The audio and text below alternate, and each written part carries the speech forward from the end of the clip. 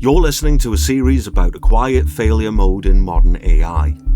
Not hallucinations, not obvious errors, but what happens when an AI sounds reasonable and still gets the argument wrong. Each episode examines how alignment, safety, and norm prediction shape AI behavior, and why those design choices matter for truth, pluralism, and legitimate restraint.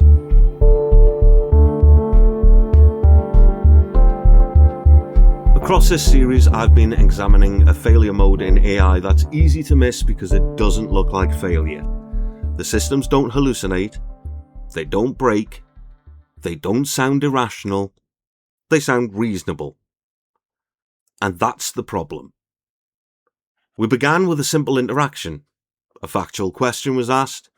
The system had already demonstrated that it knew the answer, but instead of explaining its reasoning, it broadened the scope, reframed the issue, and avoided precision. That wasn't a one-off quirk. It was a window into how alignment actually works.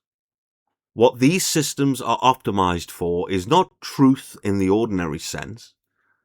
They're optimized to predict which responses will be socially acceptable, least risky, and least likely to trigger downstream problems. That is norm prediction. And at scale, norm prediction becomes norm enforcement. Once AI systems begin enforcing norms, they're increasing power. Not loudly, not coercively, but persistently and invisibly. This puts them in direct tension with liberalism, which assumes disagreement and relies on neutrality, contestability, and restraint justified by harm. John Stuart Mill gave us a clear boundary.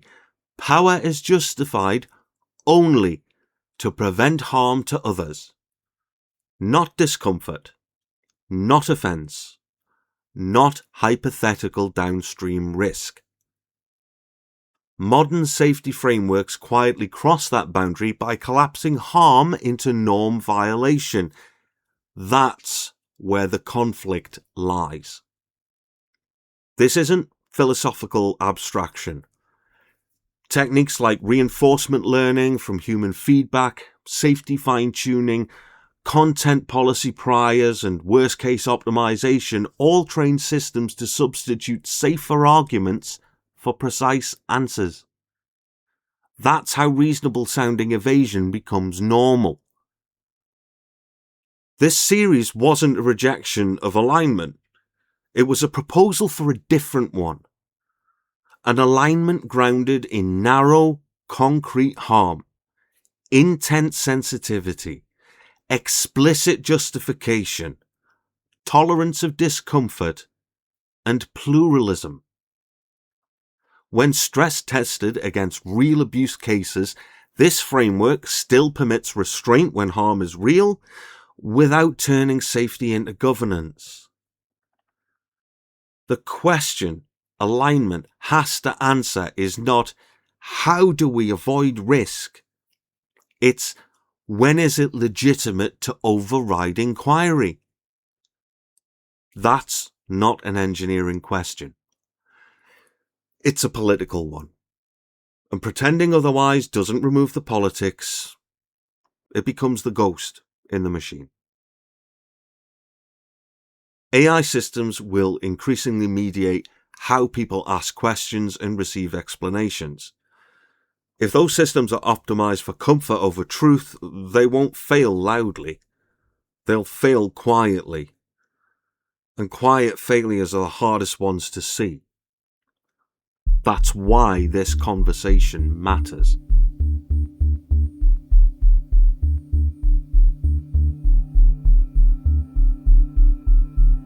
If an AI system sounds careful, that doesn't mean it's being precise.